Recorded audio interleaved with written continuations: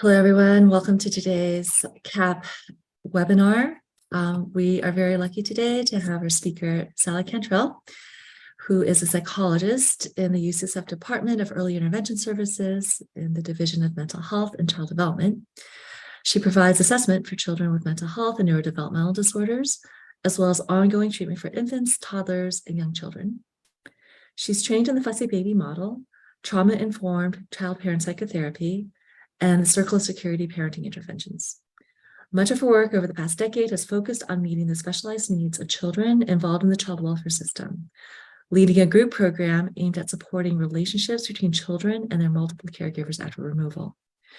She also works closely with and advocates for the needs of children in Spanish-speaking immigrant families and recently began volunteering to provide asylum evaluations for children. Dr. Cantrell will be speaking with us today on early childhood mental health. We'll reserve the last 10 minutes of the hour for question and answer from the audience. Please type any questions into the Q&A section as they come up. And then with that, I'll hand the virtual floor over to Dr. Cantrell for her talk. Joanne, thank you so much. And thank you to all of you who are here to join us today. I appreciate you guys all being advocates for early childhood mental health. In addition to that introduction, I think I would share that I stand on the shoulders of a long line of early educators in my family. On one side, my mother was a kindergarten teacher. My grandmother taught school and the early elementary ages, and many of my great aunts also were teachers. And on the other side of my family, I come from a bunch of scientists and engineers. And my dad actually used to do a lot of trainings around safety in chemical companies, and he loved to do explosions in his talks to communicate with people about how not to do things in the laboratory setting. And what I hope to do today is to talk with you about what to do on behalf of these early relationships. And I can assure you there will not be any explosions, but I do hope that we will draw you into this conversation and that I will hear a little bit more from you. I've designed a poll.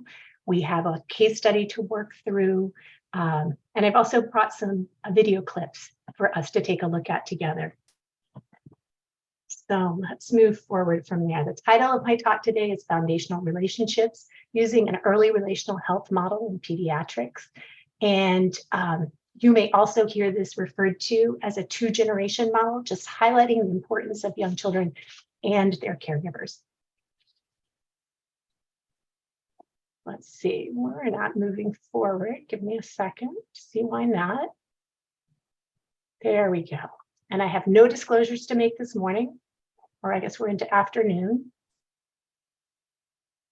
So today we're going to be talking about early childhood mental health and why it matters. We'll be focused on the first 1,000 days of a child's life, really starting at conception, which is an incredibly sensitive period for brain development and for physical and emotional growth. In terms of this last objective relating to supporting early childhood mental health in your capacity, I think this really just starts out with you being good observers of young children, conveying your curiosity about who a child is and who they're becoming, and also opening yourself up to hearing about problems you may not be trained to solve, but for which you can partner with families to explore.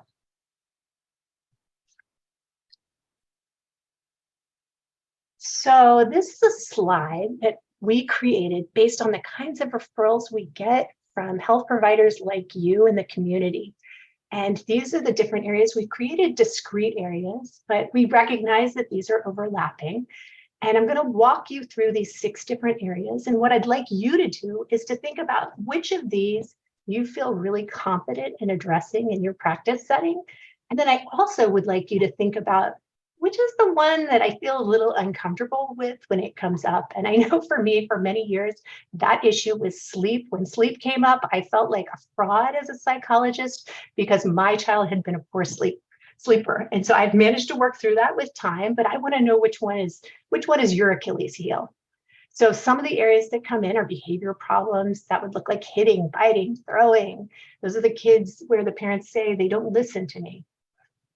There's also developmental capacities may be in question. These are children that maybe were born prematurely or are not talking.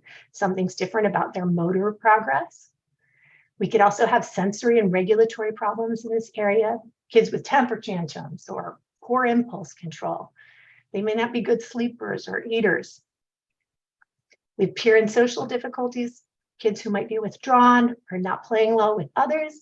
And then also, now I can't see, we have relationship worries. So parents who are overwhelmed or maybe are making misattributions about their child. And then of course, young children are also subject to trauma, as happens at all other ages. So I want you to take a moment to look at these discrete areas and pick one, which is the one that you feel most confident in addressing. And we'll find out a little bit about our group today. So go ahead and could you publish that, the poll for us, May? Yes, as soon as I end the poll, you can just tell me when to stop.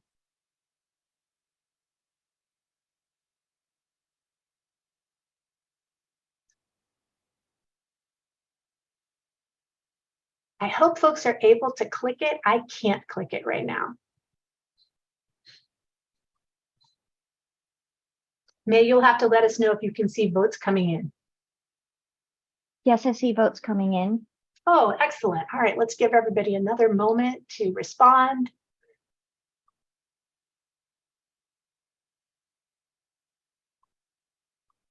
And then why don't we how many do you have at this point?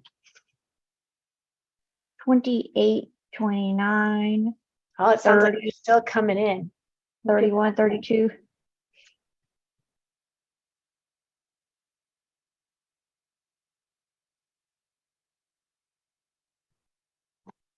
I think we've reached a plateau. Awesome. Let's go ahead and see what we've got today.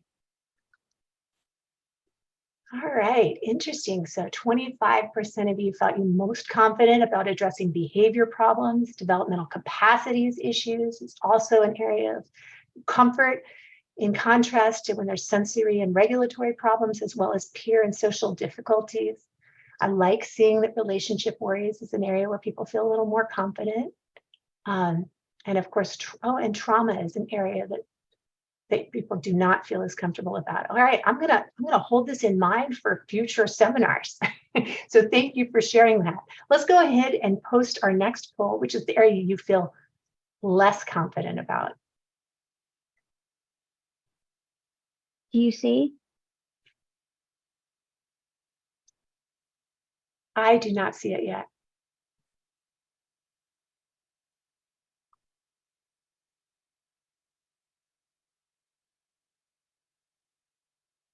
There we go. No, now it's showing us the old poll.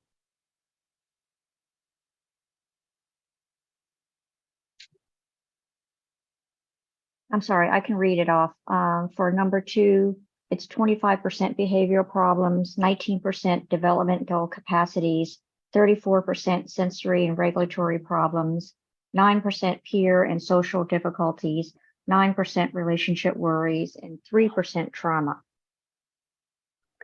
Right. Okay. Well, so now we have a sense of who is in the room with us today. And I hope that we will touch on all these areas today, but it can be really confusing to figure out, like, a problem emerges and is it, we see a behavior, but what is the underlying cause of that behavior? So let's take a step forward.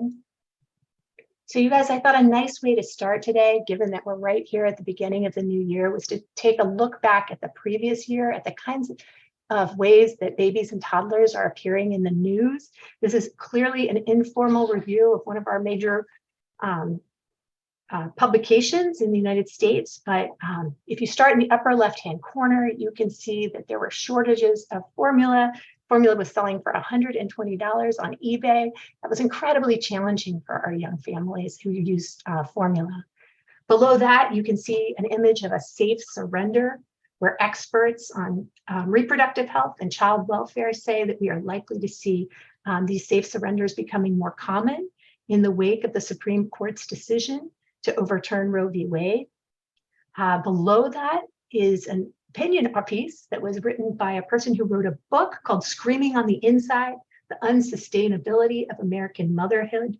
This really speaks to, you see this image of this mom or dad, actually, I can't tell, holding this infant and looking at social media, and the idea that it's very hard to live up to the expectations that one is exposed to there. This next image of a young baby in front of a tree, this one kind of alarmed me. This is from Moonbug Entertainment, which is a children's media company competing with Disney to produce a video game really targeting children between the ages of 2 and 4. And it reminded me of a talk I heard last week by a specialist in early childhood education named Zara Kassam. And she said that what parents can really do to maximize learning in this time period is to give them toys that are baby powered and not battery powered. So things that they would engage in actively rather than passively. And she likened offering a baby a toy with bells and whistles to offering a child a plate of candy next to a plate of carrots. And so, of course, they're going to choose that one of candy, but it's not what's best for them. Moving down, this also, oops, my God. This was also an opinion piece by a woman named Chelsea Conaboy, who wrote a book called Mother Brain, How Neuroscience is Rewriting the Story of Parenthood. This was a fascinating book. I strongly recommend it. It's about the way the parent brain is the most plastic it will ever be in the adult life. And this is true not just for birthing parents, but also for fathers and other caregivers, really anyone who engages in the work of intimate and sensitive caregiving. Your brain is changed. You guys all probably recognize this image of a baby in the ICU due to RSV. Below that, you'll see a picture of an African-American woman who is pregnant. This is to remind me that the FDA recommended pulling a drug called McKenna that was designed to forestall the preterm birth, but unfortunately it showed no benefits over placebo. And we recognize that there's an urgent need to address the disproportionate preterm birth among Black and Brown communities. It's 50% higher than it is for white families. And so while we don't have a medication to address this, I know I have partners across the Bay who are designing programs such as Project Embrace that will eliminate the racial birthing disparities. And they do this through using racially concordant care and an integrated behavioral health model.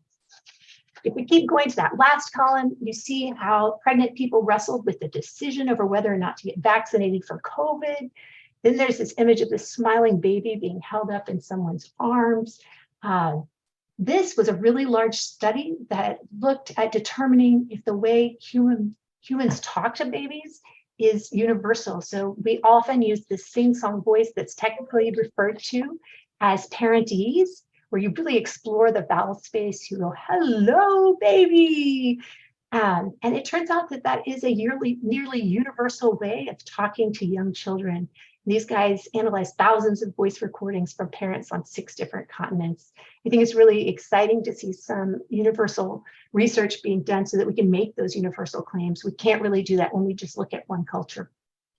And then finally, it's the 75th anniversary of Goodnight Moon, which is a book that I'm sure many parents in the audience will recognize, and which really anybody who was ever a child may have seen.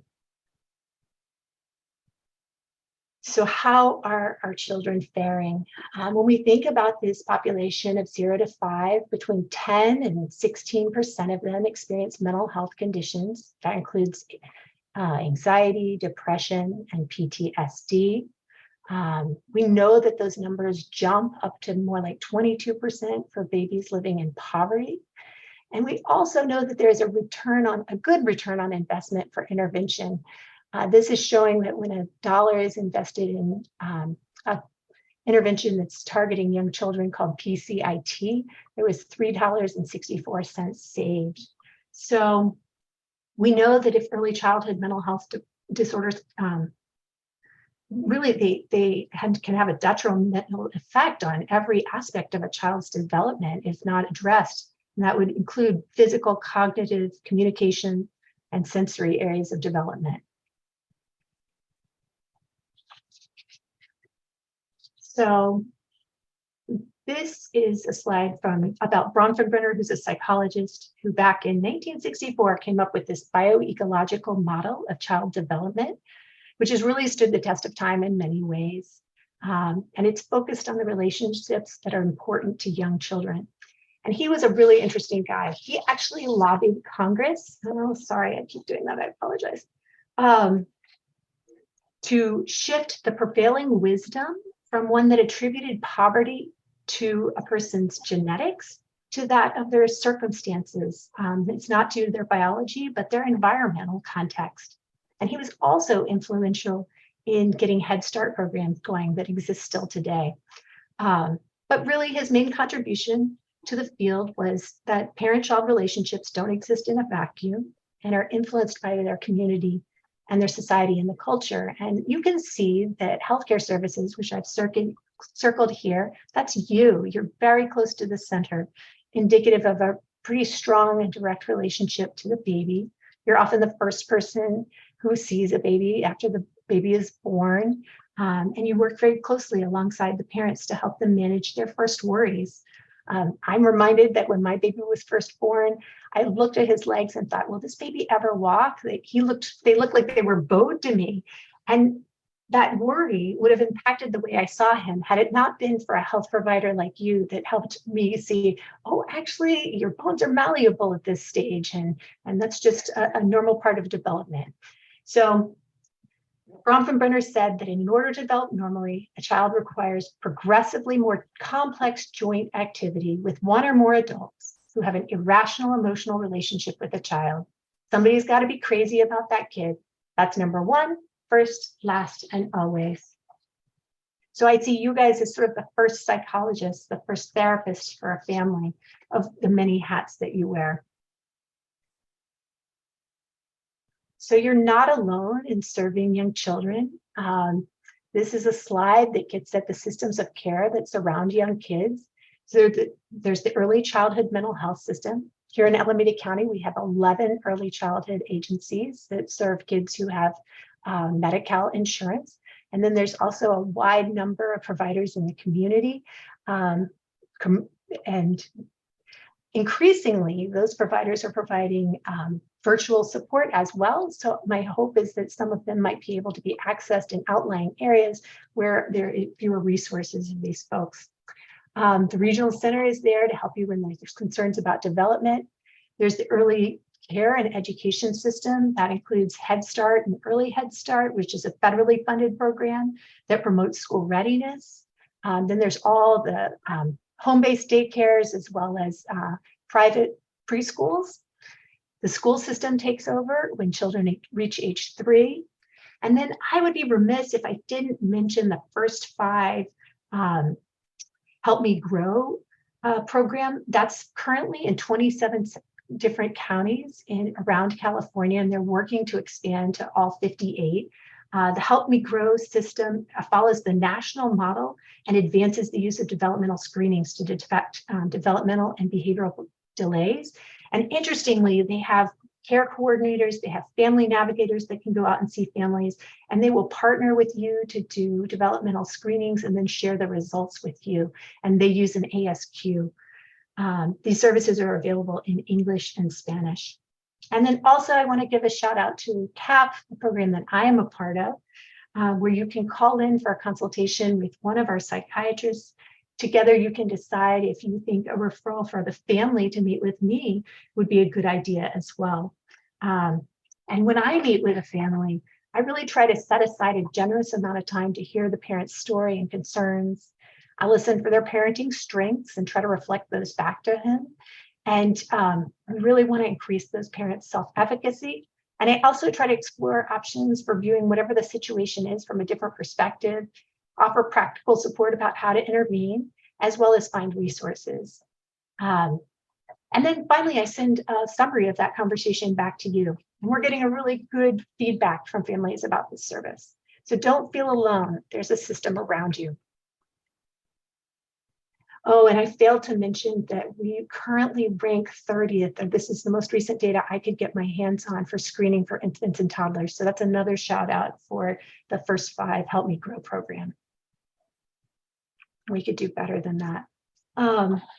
This is a slide that comes from the Bright Futures curriculum that was created in partnership with the American Academy for Pediatrics, and it basically shows all the things that you're trying to do on a well-child visit in these first 1,000 days. And I had to blow it up 1,000 times, and it's still kind of small, and I'm a little bit overwhelmed by how much you guys do.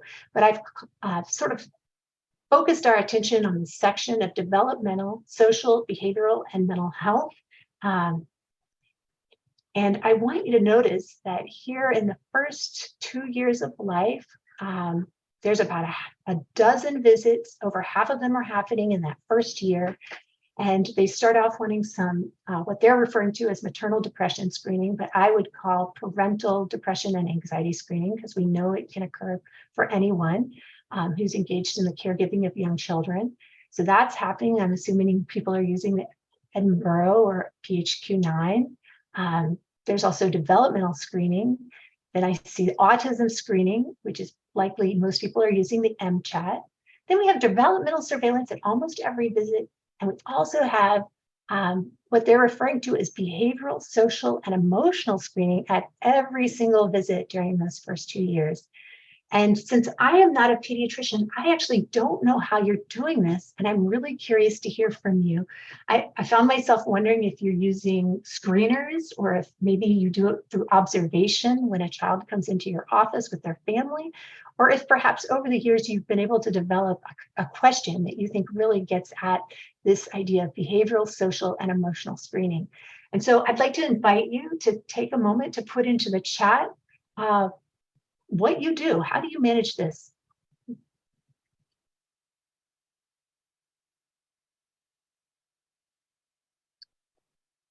Let me pull up the chat and see if I can see what you're saying.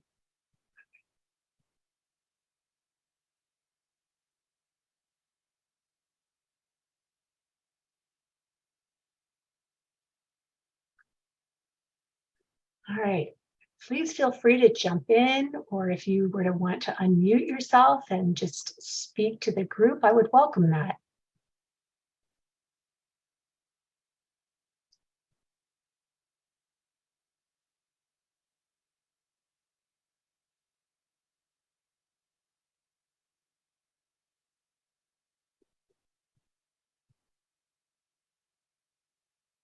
So I see Joanne saying, do you have any behavioral concerns for your child? Yeah, that's a great one. I know that in our hospital, people often use the question, do you have any concerns about your child's emotions or behaviors? Just a really simple question.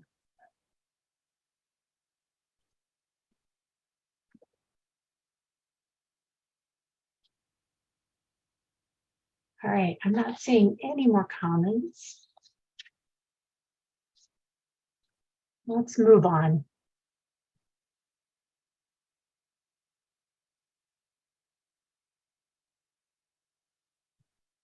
So, in thinking about mental health, I heard the other day on the radio a really interesting call in from a doctor who said he liked to assess mental health by asking the following 4 questions. He liked to ask, when was the last time you sang? When was the last time you danced? When was the last time you heard someone else tell their story? And when was the last time you told your personal story? And I think that really gets at the heart of needing to move your body and also to connect with other human beings. Okay, I'm moving this box over apparently. It is affecting what you can see of the slides, and I will minimize it and get rid of it completely. Thank you, Joanne. And here is a more traditional definition of what mental health is. It's affect regulation and the ability to recover from dysregulation, the freedom to feel positive feelings, both joy and pleasure, as well as negative feelings such as sadness and fear. You want to be able to have trusting relationships, and we always know that conflict will emerge, but to be able to repair that conflict, to engage in learning and working, and also to find meaning in life.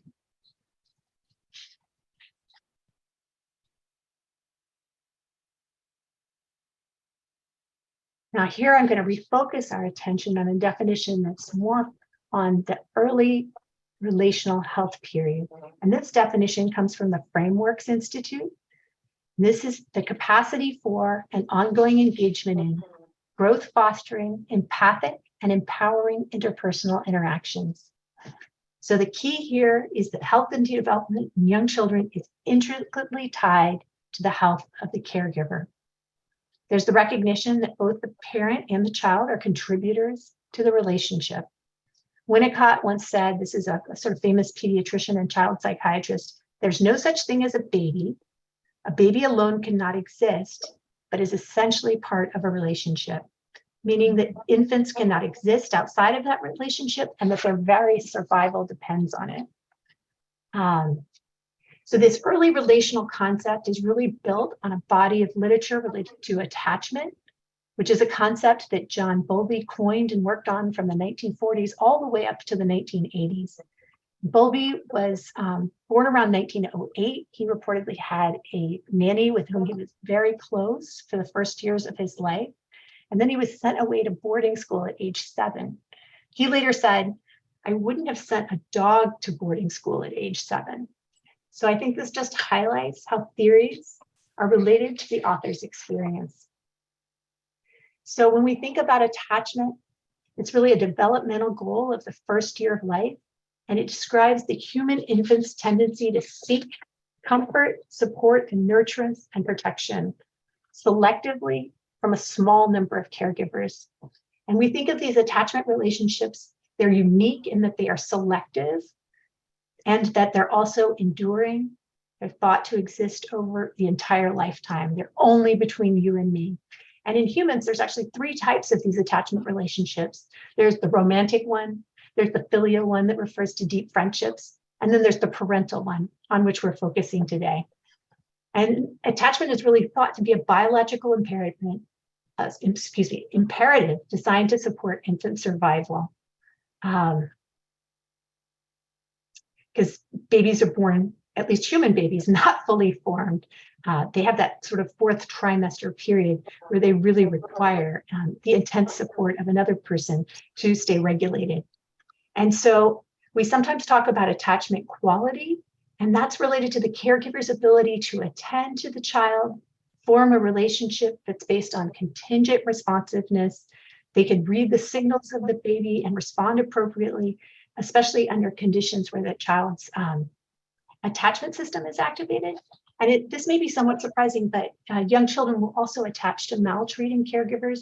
And this is a seeming paradox, but really it's because young children's survival is dependent upon them. So here you are looking at a graphic of circle of security parenting intervention that's really designed to support attachment. And this intervention is for parents of children between the ages of 0 and 5. And if you look at this picture, the hands really represent the parent. And on the top half of the circle, you see what we refer to as secure base behavior. And that refers to like a young child or toddler's ability to move away from the parent, to explore their environment, and then return back to the parent when they need emotional support and security or reassurance. The parent also serves as a safe haven when the child's attachment system is activated. That happens on the bottom half of the circle in this graphic. And that's when there are conditions of stress like pain or illness or something frightening happens, and they return to the caregiver to get emotional support. Attachment behaviors are really about contact seeking, or trying to get closer to your caregiver, and then also staying close to that caregiver. And it can look different at different ages. So if we were to imagine your office and there's a family in that office and you're about to come in and say it's a 9-month-old, that 9-month-old might be looking around the office. You might have pictures on the walls. And when you walk in, they may turn away from you and show some sign of a little bit of stranger wariness. And this might not have been true at the 3-month visit where they very readily transition to your arms, but over time, their attachment system has kicked in And now that baby is a little more clingy. And then if the parent then is able to talk with you in a calm way, this may confer a sense of comfort to the child. And then they might be able to start interacting with you as well. So we can think of clinging behavior as being a distortion on the top half of this circle. That's where the child might be unable to separate. And we can think of that as an overactive attachment system, and the child is not able to explore. So that's something we would want to address. So Circle to Curiosity has this beautiful motto. It is always, and they describe it as how to be a parent in 25 words or less. And it's here on the bottom right. Always be bigger, stronger, wiser, and kind. Whenever possible, follow my child's need. And whenever necessary, take charge. And it's worth mentioning that these early relationships and the ability of parents to respond to their children's attachment needs really sets in motion the child's expectations for all relationships throughout their life. And so in this graphic, we're helping parents recognize that their child has an attachment need at all points during the day. When their child's exploring on the top half of the circle, they need their parents' availability to watch over them and delight in them. And then when their child's on the bottom half of the circle, seeking that emotional need, they need their parent to welcome them back.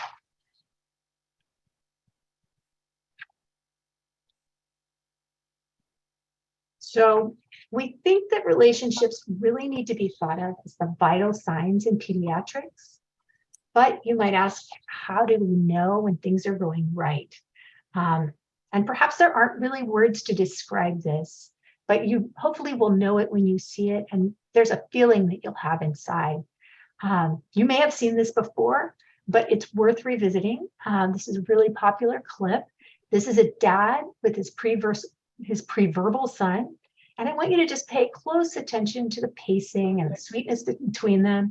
And I'm not sure that our chat is working for our participants, but if so, I would love to hear a word or two about how this video makes you feel as you watch them interact. Did you understand it though? Yeah. No. Okay. All right. Huh? Oh, no, not this one. This is the grand finale of this. Okay, yeah, that's the last one. That's what I was wondering. I don't know what they're gonna do next season because they did some stuff this time.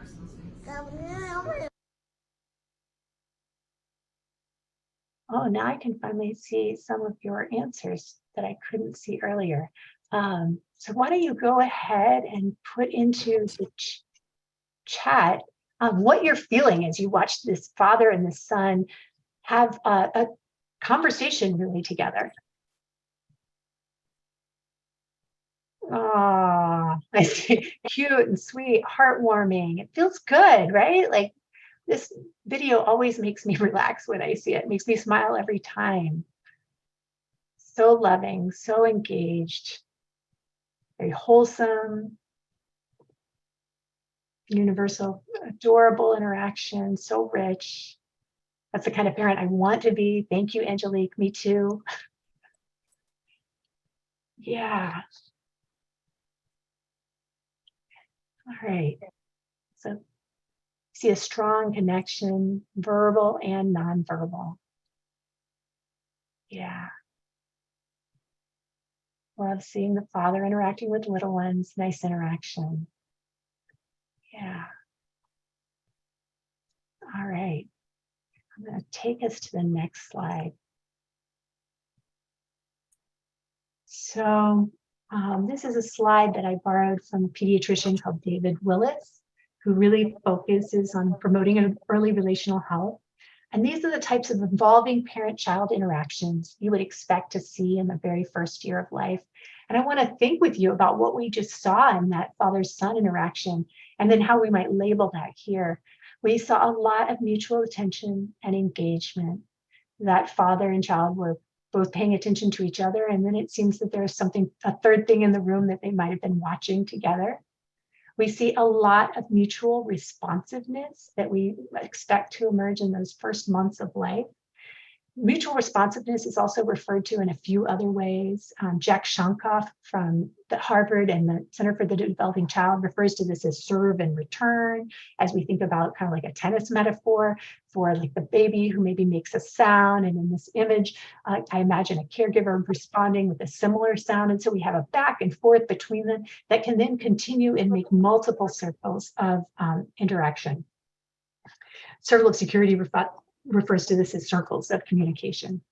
We also saw a lot of mutual enjoyment and joy. We want to see that in these early childhood relationships, but we also want to see attunement to other feeling states.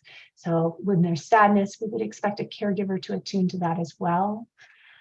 We saw mutual initiation. One of them would talk, and then the little baby would be like, and he would initiate the conversation continuing. Lots of mutual initiation. We would expect mutual imitation, where I'm trying to think if I saw that in that. Really, the young child was imitating his father's ability to talk and to have a conversation. And then finally, as the child reaches about a year of age, we'd expect them to have shared goals like reading a book together. So why is this early period so important? This comes from the Talk, Read, Sing national campaign that empowers parents to be their child's first teacher. But this is really important because we know in the first 1,000 days of a baby's life, it sets in motion the foundation for their physical, emotional health for really the next 32,000 days of their life. The brain develops at an incredible pace during this period. In the first 6 months, there are 1 million new neuronal connections being formed every second. And I can't tell you what I would give to have that many new neuronal connections happening right now at this point in my life.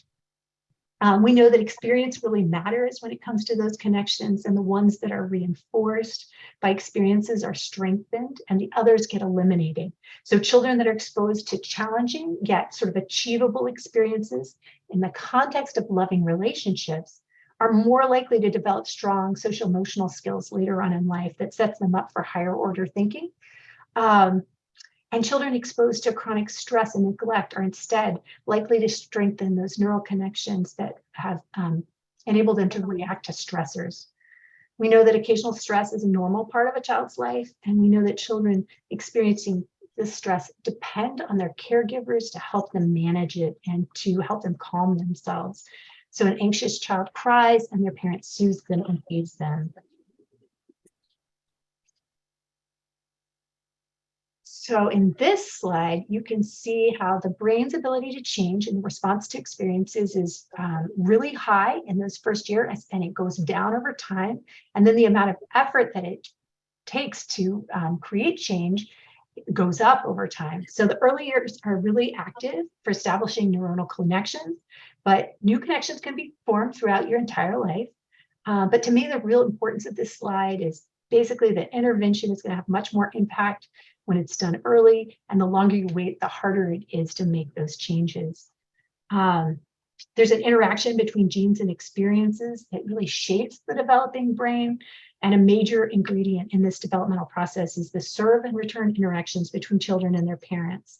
And in the absence of that kind of responsive caregiving, the child's brain architecture does not form as expected, and it leads to disparities in learning and behavior.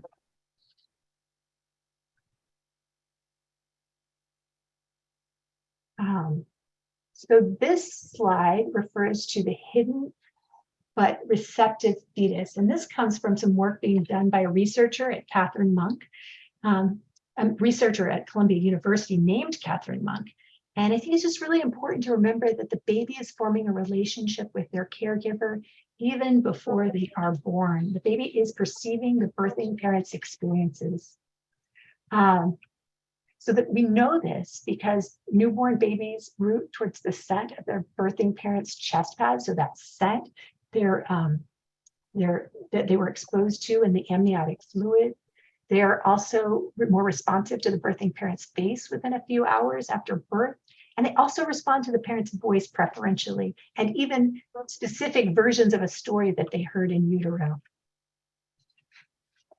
We also know that maternal exercise is associated with better autonomic system functioning in young children. And all these studies really speak to the way that the birthing parent and that this early connection between the birthing parent and the child is really mediated by the infant senses, be it olfactory, visual, or auditory.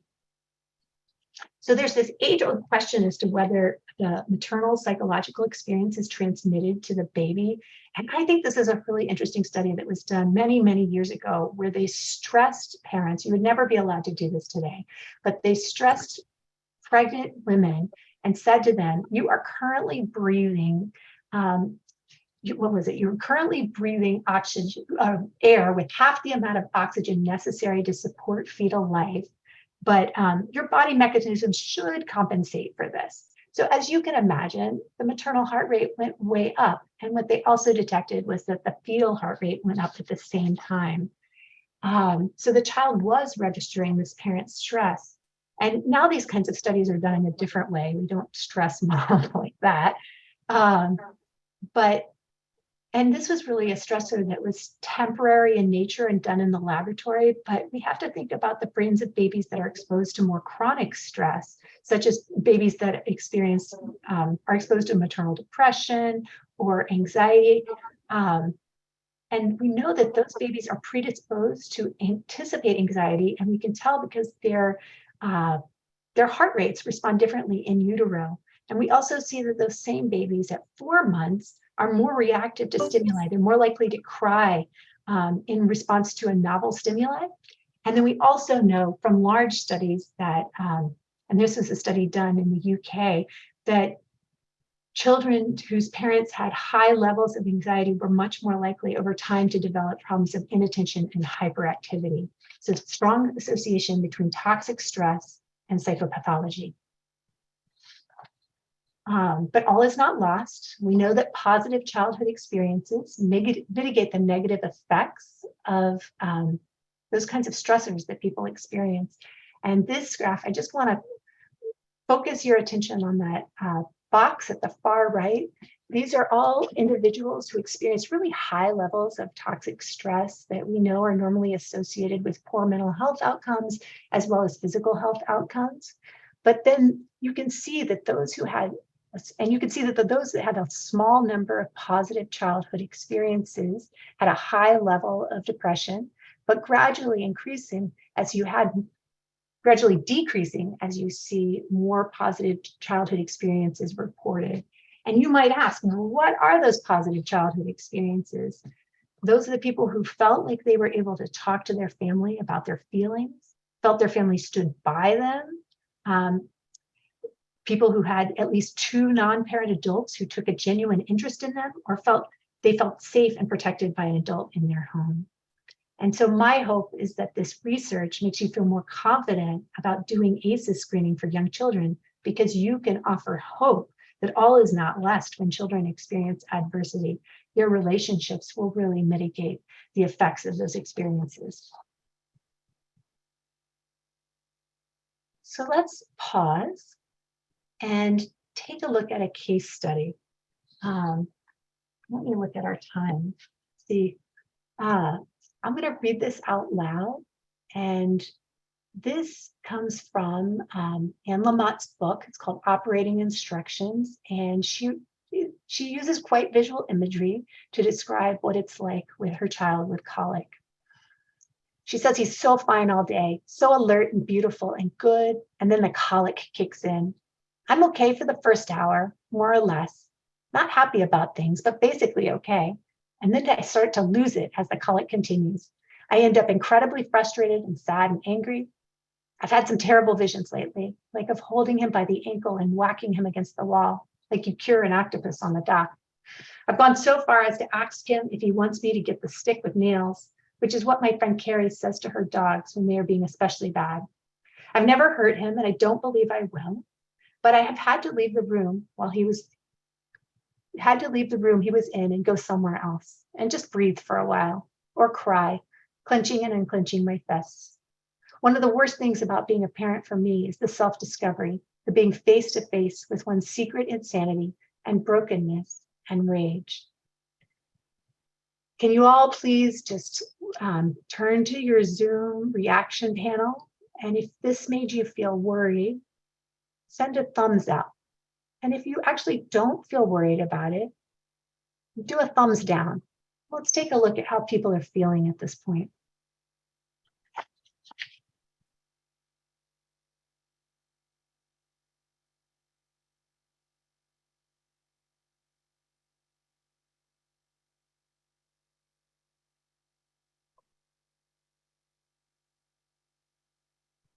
So you guys, I apologize, but I think because of technology, I very much hope to be more interactive, but I am struggling to see responses given the platform today.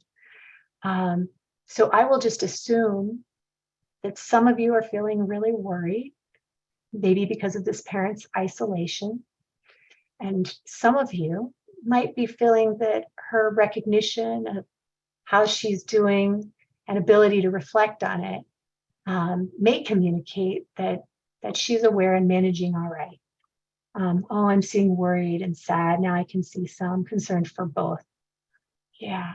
So let's imagine, unfortunately, I don't have video that they're in your office, but let's imagine that this is what you see of the mother and baby's interactions when they come in.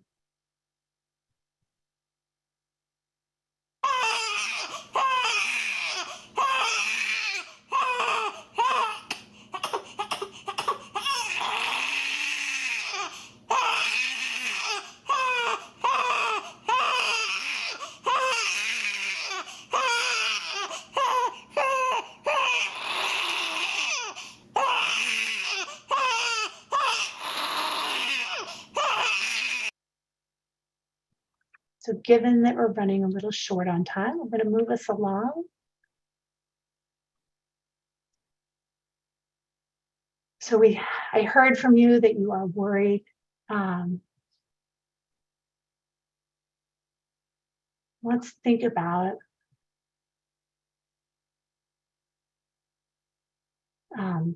what you're learning about the baby and the parent and their relationship from watching them and hearing from the mom.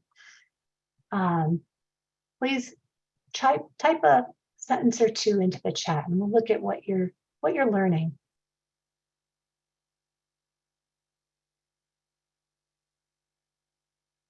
Oh, I want to pick up that baby. No attempt to really support the child. I was glad when the parent stroked her head.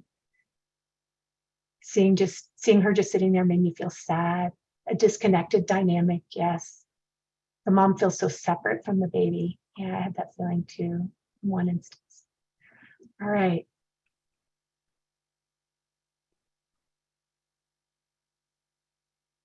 Yeah, and it feels like mom can't. I want to hug the mama. Oh, I like that. Worried that the mom will hurt the baby and herself. Yeah, that's always a big worry when it comes to babies who are experiencing colic. So what questions do you guys have, and what additional information are you wanting about this situation? Again, please turn to your chat and put in what your questions are. How is Sally, Yeah. I can read some of these out for you if that's helpful. Sure. Yeah, so one of the reactions is, how is social support for the mom? More about disconnection of mom from the baby, but reviewing the maternal depression screener. Who is helping you? What do you need? As questions for mom. How Great. often does this happen? How long does it last? And do you have help or a partner? Yeah. And so, yeah, these are all really reasonable questions. And yeah, what would you do or say next? How might you support this relationship?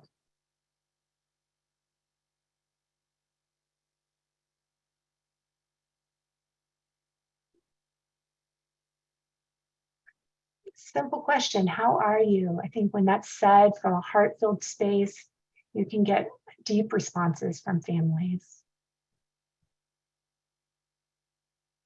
Yeah.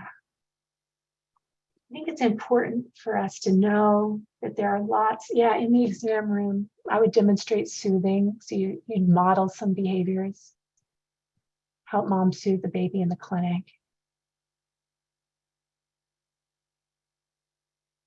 Yeah.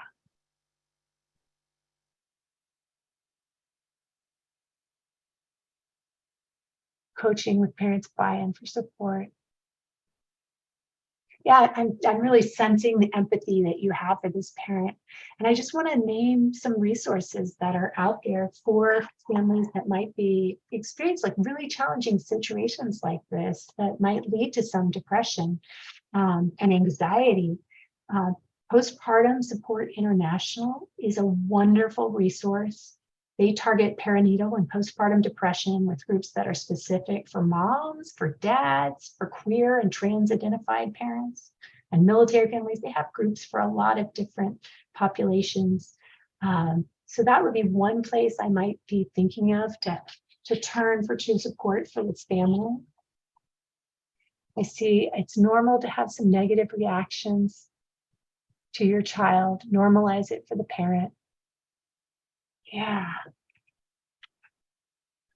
So Postpartum Support International, their motto is, and I think this is something that transfers well to us as clinicians when we're in a room with a family that might be going through something that's difficult, really letting them know you're not alone. You're not to blame this is happening. And that with support, you can be well and your baby can be well. Normalizing crying, I see. Okay. All right, I'm going to share just a few more resources that I like. This comes from Child Parent Psychotherapy Group, where Alicia Lieberman and Chandra Ghosh are. I like this for handout for parents. It's free and available, can be downloaded easily. Another thing you can do when you see a child that's struggling is ask the family, are you using one of those online apps to track your child's development? I'd love to partner with you to learn what's coming up. And as you use this app, this particular one comes from the CDC and follows the ASQ. And last but not least, I just want to take a look around this framework that was developed by a psychologist working with young children to help providers assess what the underlying need is that's being expressed by an outward behavior.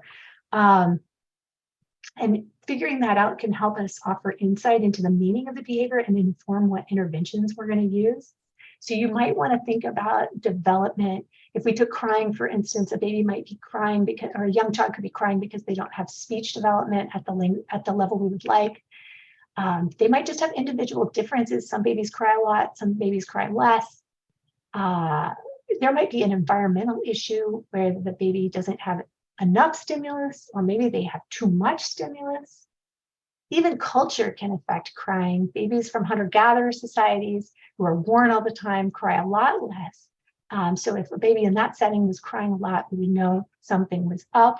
We know toxic stress might impact a baby's crying. And finally, an unmet emotional need. I see that we're coming to the end of our time together. So I think, trying to see what I'd like to imagine that you as a provider are trying to figure out what to do when you hear about all these things. And there's sort of three different scenarios. There's a scenario where you are concerned, but the parent isn't. There's the concern time when the parents are concerned and you're not. And then there's the times when you're both concerned that are really probably the easiest to manage, because then you're like, okay, we probably need to do a referral. But the fussy baby model would really say that what's most important, if the parent is concerned, that we should be concerned too, because in some ways, if maybe that baby isn't being seen fully by the parent, if you're not worried. So we would always want to make a referral in that setting.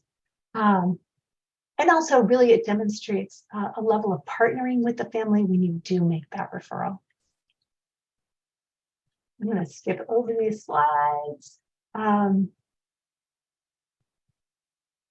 So in terms of relationships, these are the things you want to watch out for young children. If they're engaged in sort of reckless behavior, they're super clingy. If you see them being very vigilant or very engaged in role reversal behaviors.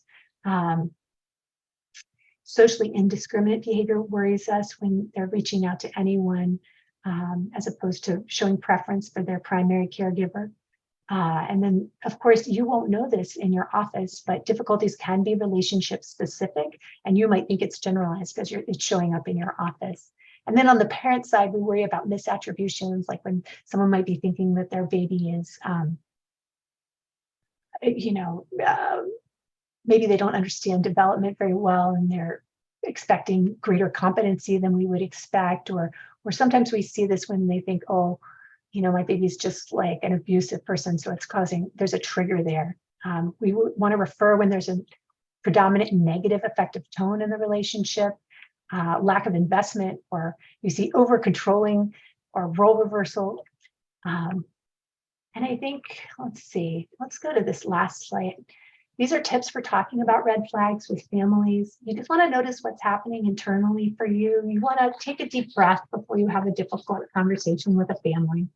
You want to make sure that you're paying attention to what your own biases might be and how they might come into play and what you're talking about with the family. You want to try to see the child that the parent sees, and that includes using the language that the parent uses to describe the problem. If they're saying this baby is naughty, then you want to try to refer to the baby as naughty too. You want to attend to the child's strengths as well as weaknesses. It's going to often be really helpful and take you a long way when you're trying to address areas of concern with the family, them knowing that you see their whole child. I find that co-observing in a really factual way, describing what you see. If a parent's trying to calm their child down, but they're not calming, you can just say, I see that you're trying so hard to help this baby, but it's not working. And then you pause and wait for what the family says. And then last but not least, almost all interventions for young children include working to get parents and children connected with each other in play. And having these beautiful circles back and forth. We know play is the language of young children. So often when there's difficulties, I ask a family, how are things going in your relationship? And if you'd like to do something about that, one thing you can always do every day is take 5, or even just, it doesn't have to be long, but a period of time where you set that phone aside, you make yourself fully emotionally available for your child. You want to follow their lead. It's not about a time where you're teaching skills such as letters and numbers. But really, you want to join with your kid. If they're exploring the vent with the heat coming out, you go and explore it with them. So really about play. So I'll leave it there. Thank you so much. We are at the top of the hour, so if we could go ahead and move on to the QR code so people can check in. I'm not sure if you have a minute just to be able to say that there's one question that came through about expectations that are on the nuclear family, especially the parents. And what is the role of other adults and family members? And has that been explored? And what do we know about the research around the role of other supports? What a great question. Yes, there is, who really attends to this are the anthropologists. And there's a term called allo parents that really refers to any, grandparents and other caregivers like child care providers. They are so instrumental in supporting primary caregivers with their children and children's development. Yes, hugely important. Children whose grandparents are involved. There's a lot of information about that being a really important role. So yeah, great stuff out there about that from the anthropologists in particular. Unfortunately, those of us in the attachment world have focused probably to our detriment on what was considered a maternal-child interaction. Any other questions? I think that's all we have time for right now. We are past the top of the hour, flashing at the QR code here. And then, yes, the link is coming in through the chat so people can check in for the day. Thank you so much, Dr. Cantrell, for this wonderful talk. We should be posting the recording as well as a PDF of the slides onto the CAP website in the education section. That should be coming within the next few days to a week or so. Take care. Have a wonderful day.